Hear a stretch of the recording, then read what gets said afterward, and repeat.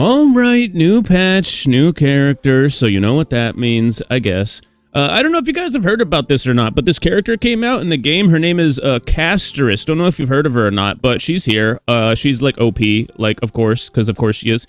But let's do this the way we normally would. We have a tradition here. We're here at the top at pridewin.gg, taking a look at the Honkai Star Rail tier list for April. Specifically, we're taking a look at the Memory of Chaos tier list for patch 3.2 part 1, and boy did we see some changes, okay? And it's not because Castorice was necessarily brought into the game. Some of it is that, but most of it is not. All right, so Castorice is out. We'll talk about the light cone situation in just a sec here, because this is abysmal. I don't know what's worse, the global passive situation or the Castorice light cone situation. Spoiler alert, they're both bad. We'll also be taking a look at like best in slot teams, etc., etc. A bunch of different options here, but I also first wanted to point out that because some people have been asking me, no, I did not pull Castorice. Yeah, this is just day 1. I could technically just pull her like last day and never tell you guys would never know. But I also want to point out I did not pull Aglaya, like I said I was not going to do.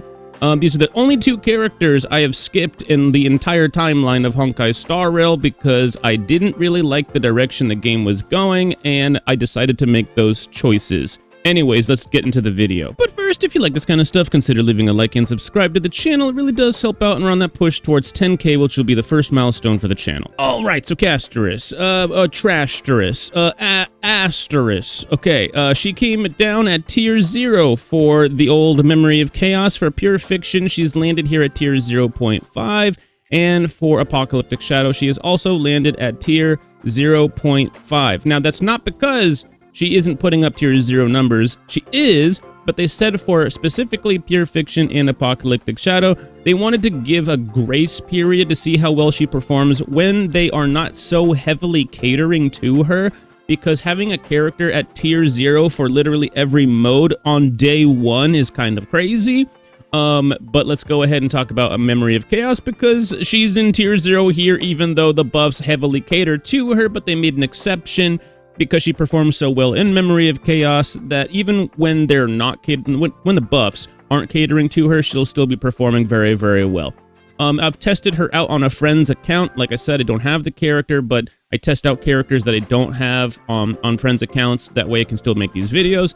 And she performs like an absolute beast. Of course, she performs like an anniversary character, like you would expect her to perform, even not on her best in slot team. She also boosts up certain other characters like Remembrance, Trailblazer, works well with Castorice right now, and probably will be for a good while.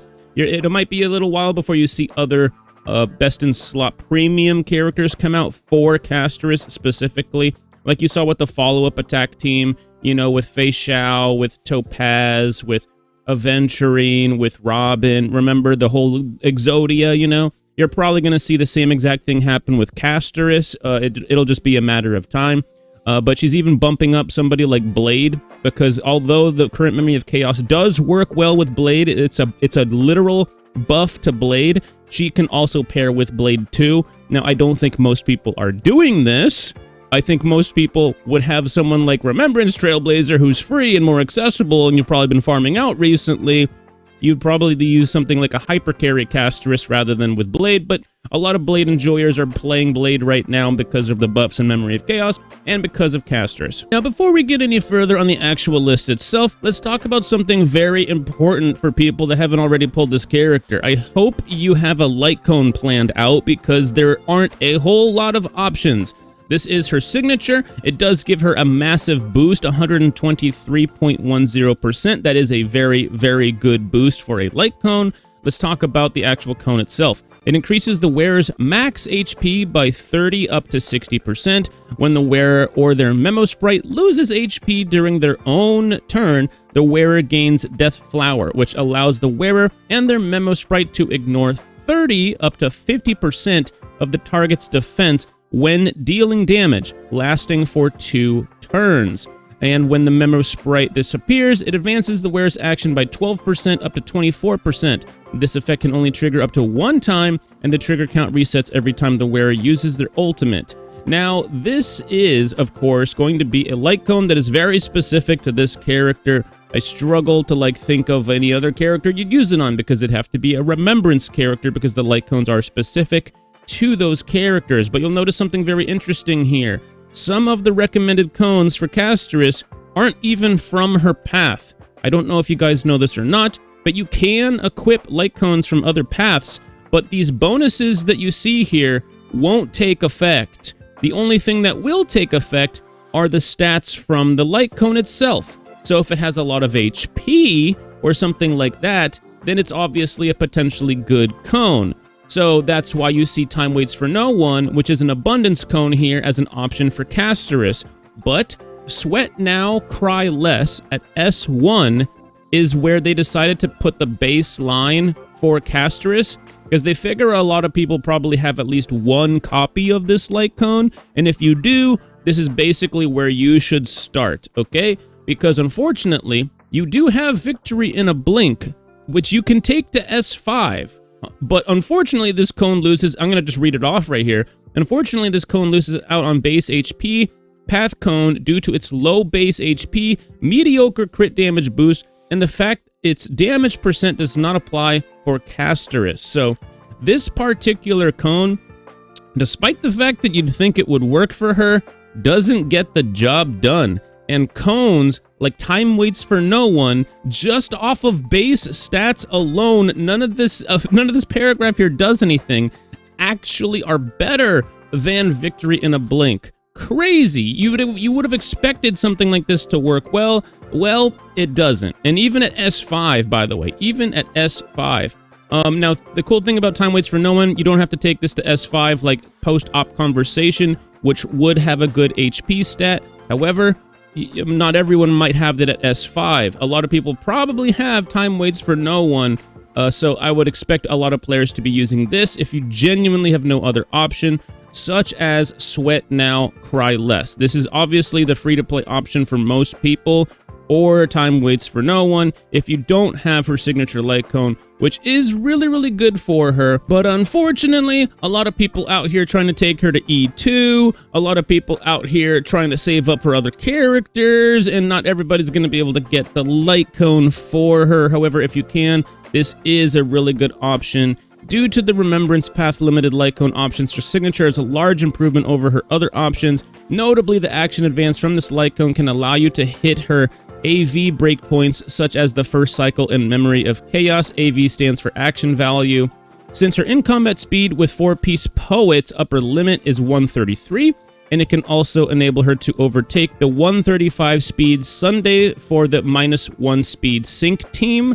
This light cone is also significantly increases her HP, allowing for more HP to be consumed for her ultimate charges, and has a whopping 30% defense shred, a stat she doesn't have easy access to elsewhere, which stands incredibly well with other defense shredding sources, such as Pela, for example, or somebody like Silverwolf, but obviously you're going to want someone like Pela. Now let's get into some teams here. Now, her best team right now is actually somewhat free-to-play friendly because a lot of people have the Trailblazer, the Remembrance Trailblazer, a solid choice for this particular team. You don't have to use them. You could use Sunday, for example, especially if you need to use one of these two characters on a different team. You have some options, but Tribby stands to be a very strong pairing with casters. And with the sustainability slot, you got yourself either good old Locha here coming through once again, a blast from the past. I thought this dude died. It's been so long since people played him. Gallagher, of course, is a solid choice as well. And you're going to want to use a healer with the Castorice team. It's an HP scaling team. They burn a lot of your own HP to deal increased damage, so that's another reason why those two work well. Now you have the Tribby list team. I love how this team basically says, if you're greedy and stupid, if you're deranged, if you're mid and you don't know how to pull well on your account, you can try this team. I'm just kidding, or am I? Anyways, Ron May works really well with Castorice. She has a more neutral damage buff rather than like an attack buff or something like that, which is something that Castorice can't use. She's an HP scaling character, and you're going to see the usual suspects here with the Remembrance Trailblazer and Sunday, and then of course you're going to see the Gallagher and the Locha. Basically, all you're doing is replacing Ron May with Tribby if you don't have, or vice versa if you don't have Tribby, right? Let's go here to the My Rice team, which is the stupidest name I've ever heard. Delete this now. What are you doing? I'm getting secondhand embarrassment for Pridewin. What's funny is they probably are proud about this, and I don't care. And I'm mostly joking right now, but I'm also not changed this. What are you guys doing? Anyways, like Pridewin's washed up, guys. It's anyways, Mighty, Tribby, and Castorice. This is a dual DPS team. This is still going to be a good team. It's still going to be a fun team.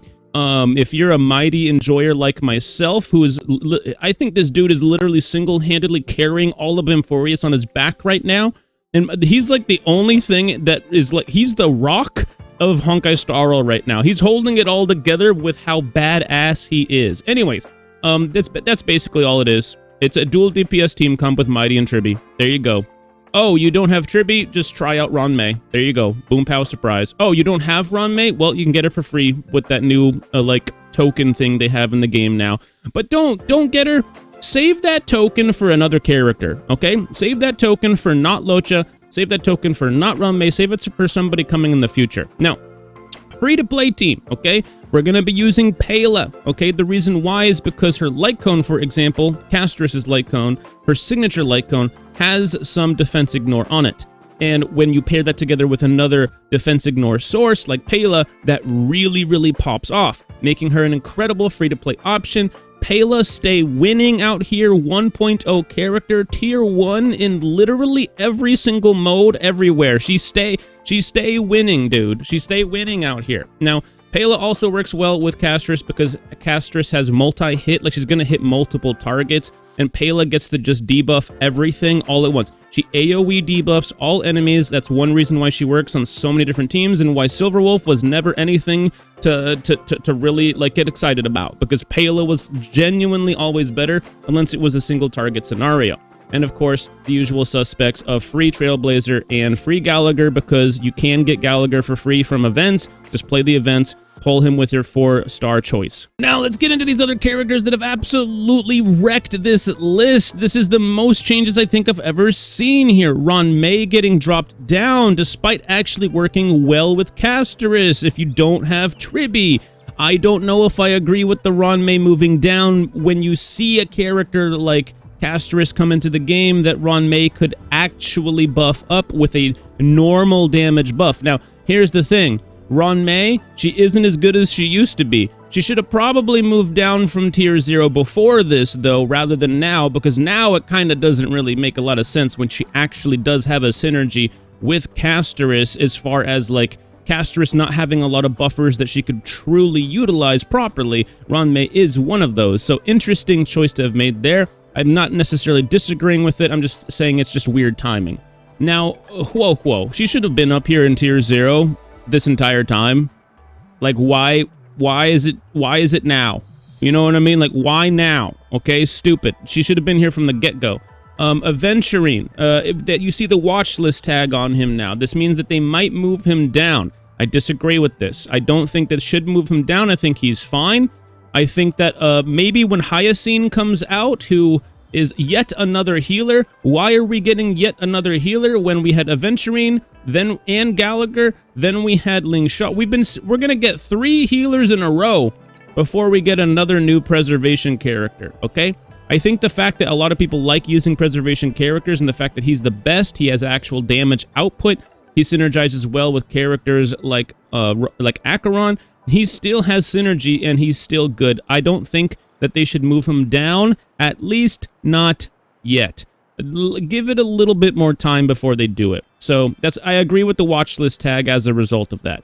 Now, dude, our Genti, okay, our Genti, this guy getting moved up quite literally because of the Herda. That is why. If he did not work with the Herda team, he would just not be here right now, okay? Now, yeah, in Memory of Chaos, they are physical weak, so he does work well on a The Herda team, but if The Herda wasn't here, you simply would not, you would see him all the way down here in tier 1.5, or maybe even tier 2. Yeah, tier 2 makes sense. Look at Look at how far this guy would drop if straight up the Herta wasn't in the game. Wild. But she is, and he does work well for anyone who did. For the 12 people that actually pulled this guy, you know, he's actually performing really well right now. Just like the original Herta is also performing really well right now.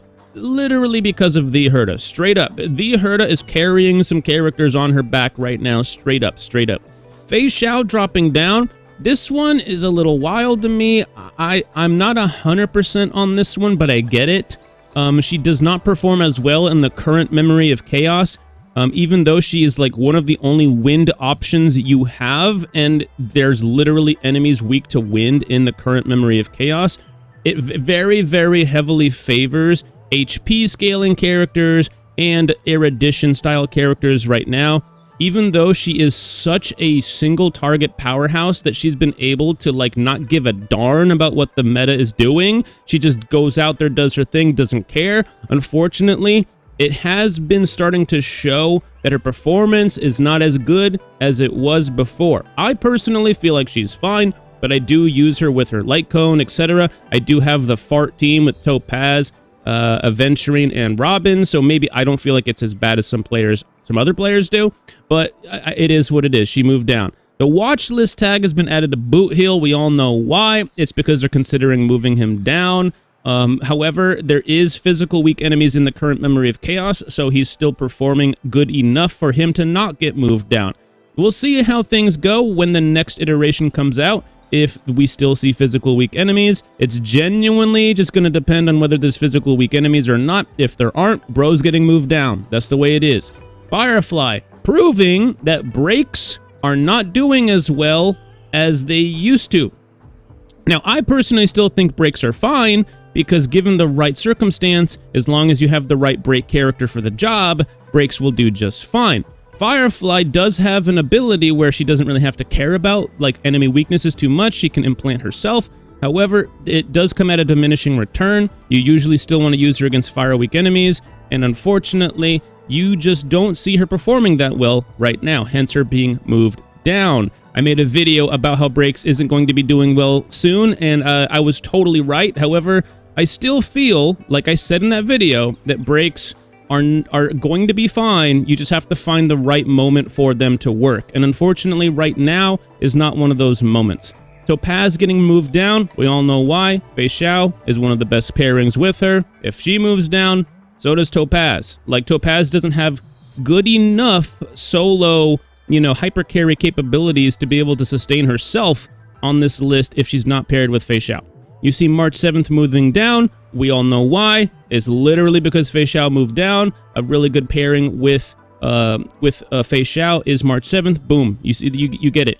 All right, now with Black Swan and Kafka, we'll just do them both at the same time. DOT has not been seeing that much love, so unfortunately, they're getting brought down. That's the way it works. Unfortunately, even though there are lightning weak enemies in the current MOC and wind weak enemies in the current MOC, they just don't have the damage output right now. We'll see DOT have their moment in the sun again, but that is not today, okay? Now, we already know Mose, literally the Fei Xiao effect. She got dropped down. All her best buddies all got dropped down too. They're a squad. They stay winning out there. HP scaling character Blade works well with the HP scaling character buff in the current Memory of Chaos, and he also can technically work with Castorice, so you see him moving up. But it's mostly because of he's an HP scaler and the buff works really well with him. That's just the way it goes. Himiko moving down. Not enough fire weak enemies in Memory of Chaos right now. Her damage output isn't quite there. Unfortunate for her, but this isn't her moment to shine. They'll probably see it again. She is an erudition character, and the erudition kind of like synergies are all there. It's just not a good Memory of Chaos for her based on weaknesses. At least that's the way I see it. Now Sampo, we see him move down for the same reason we see all the other DOT characters move down. That's an easy one there. We see Gepard moving down because unfortunately, bro, just, oh my god. Oh man, his boy, oh boy.